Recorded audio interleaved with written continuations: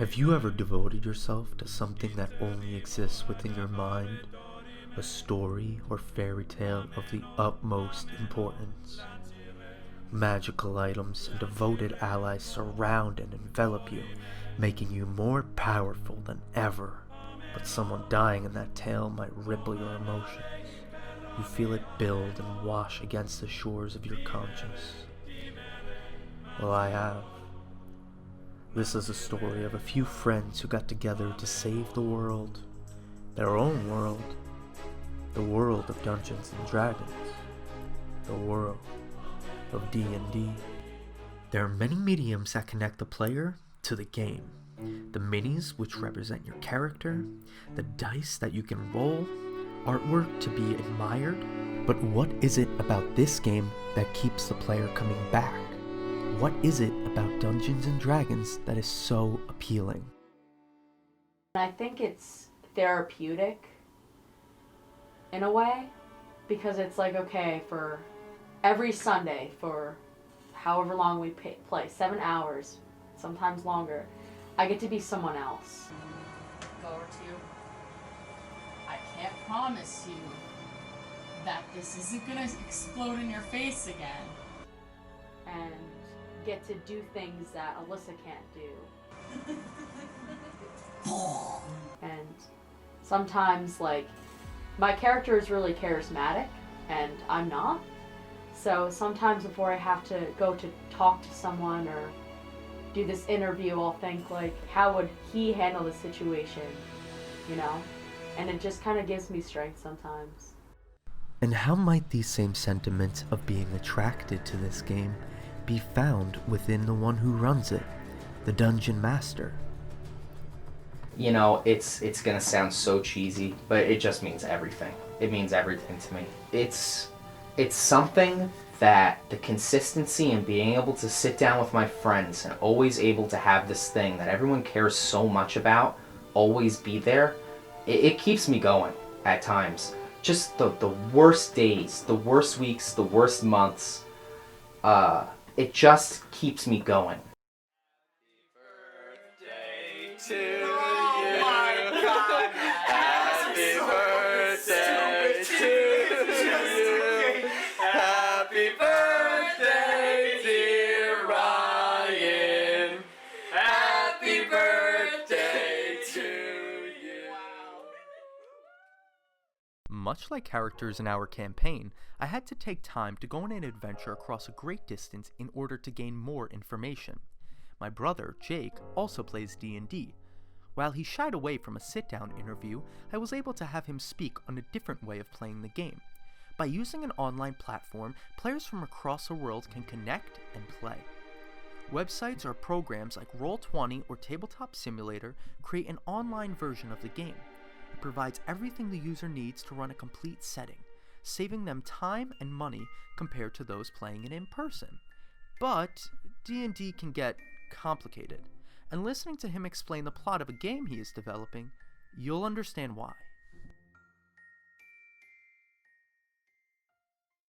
Right, so I already kind of measured it out. I don't know if it's exactly realistic, but I know each turn is supposed to be 6 seconds. Yes. So we kind of mapped out what would make sense for a character to be able to move, running full sprint. So basically we mapped it out that if you're starting at the tavern, you can make it to this gate on your first turn. Right. But it's going to take you probably 2 or 3 turns to get to the far gates. Over here is the more zoomed out picture that we've now created. Right. Originally, all I wanted to do was this. Yeah. But they kept building their characters, so I kept having to expand out as they made their backstories. Yeah. So then that's how this got created. So Silverleaf is in the Garone Forest, which is right outside of the city of Garone. The city slowly fell into like political chaos. Who's our new ruler? I wanted to have goblins attack, and I was like, okay, but how would I tie that in? Like, okay, well, why are goblins attacking this village? And that was gonna be my plan, and that's what I was gonna do. Yeah. Elves were the hierarchy in Garone. Okay. Other cities, there's another city over here, and so I switched that to something else. No, so it's not even goblins anymore. Why was it destroyed again? Originally, I had no idea. Oh. As you can see, if you're looking at the town here, this goes out to the village. Do you see the road? The, like, older guy. He's gone insane. He built out an insane backstory for his character. It forces me to really think out and solidify my world, which has been fun. Yeah. It ended up being pretty sweet. The complicated effort is worth it because of the satisfaction everyone receives. Now, how do the other members of my party see themselves as part of this culture?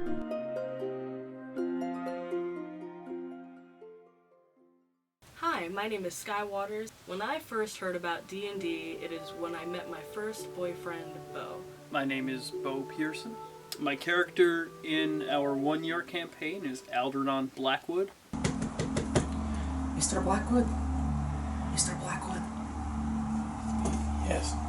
You open the door and you see it's the tavern keeper. There's a man insisting to see you downstairs.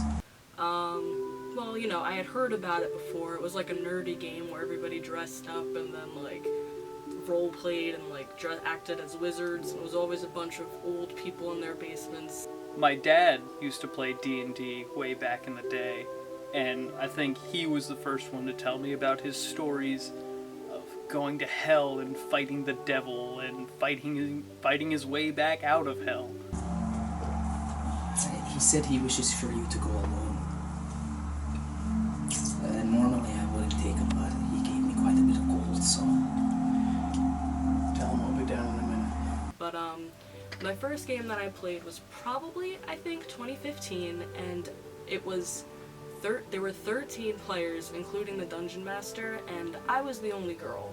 So that was a little strange. Now that I've been playing for a year, D&D is probably a really big part of my life. Every Sunday, us as a group get together and we all hang out for probably 8 to 12 hours, depending on how much energy everyone has. And honestly, a lot of D&D is about the friendships that you form when you're playing. In the beginning, when we played, we were just players at the table. And now, after so long of playing together and meeting every single Sunday, we've become friends. We've become a true family. Are you a couple? No. Yes. We're a couple. Oh, soon to be. Excellent. I hope your marriage is prosperous. Oh no, not that kind of couple. Oh. I'm not sure which one. Me neither. The life is full of mysteries. The companionship between two people. Love isn't quantifiable by a ring. Love is something everlasting. I'm sure that it smells of home, though. No. I will not judge you. Regardless. Regardless. We are never going out together again.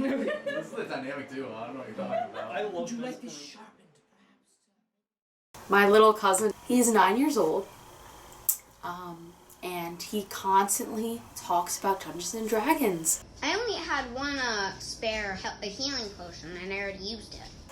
I guess he's seen it on TV and he knows that I play, but he always wants to play. Like, Josh ran a little game for us. Oh, God be with me. 19. Oh, okay. Yes, thank you for universe. D6? Yeah. Someone stole my D6. One. Oh, so you take those swords, but you only cut them a little bit.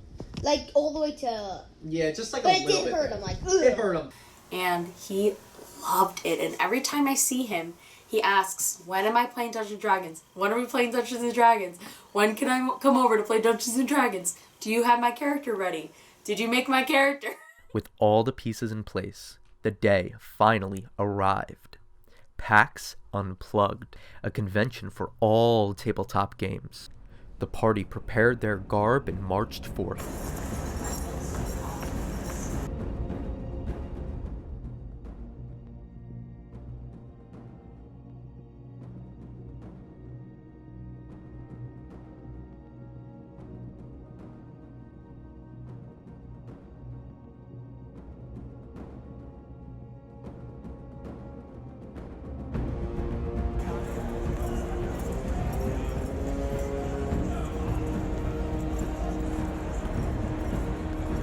In no time, the party found an item that they were looking for.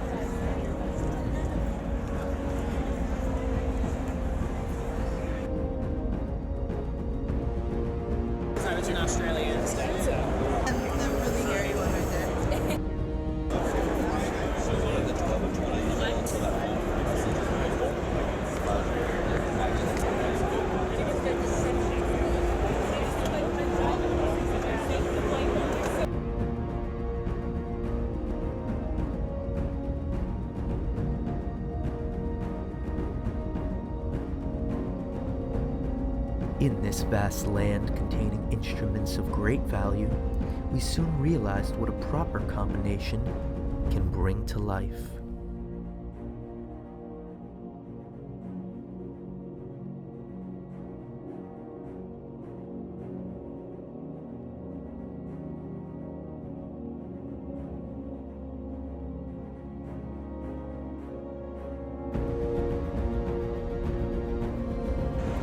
After much travel and purchase, the party found a resting spot to sit down and act silly. We're doing this to fuck with you. Hi. She's all surprised. She gets nasty gummy things and squeezes them between her little meat grabbers, her little meat claws. Stop! Ew! Foul. My blood sugar is dropping. I need food. Your decency went down after seeing DJ Pauly D.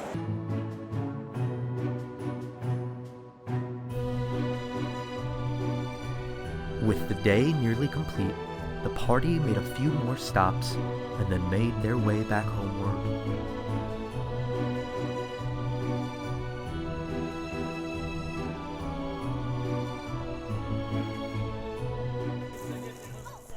I never thought D&D would affect me the way it did. Over 1 year of a campaign meeting consistently, once a week for hours at a time, spending weeknights watching other famous groups online, I could not be more proud of the stigmas this community has refused to let define them. I could not be more proud of my group for sticking through tough times for something we all love. I could not be more proud to play this game that transcends what it means to be just that, a game.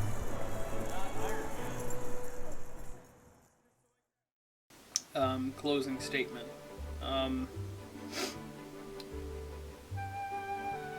would say that I don't even know what they think about.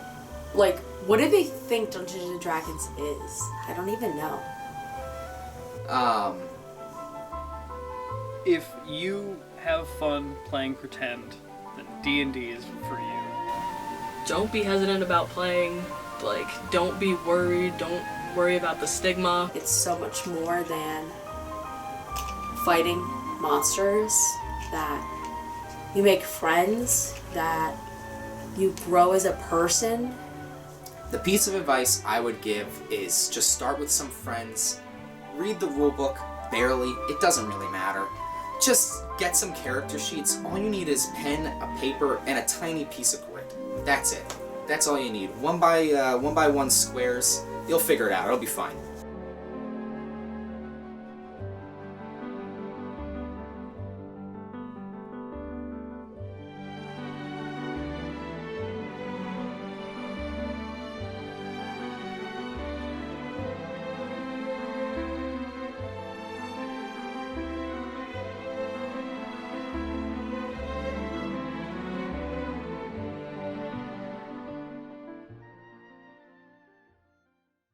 Till next weekend. Till next weekend.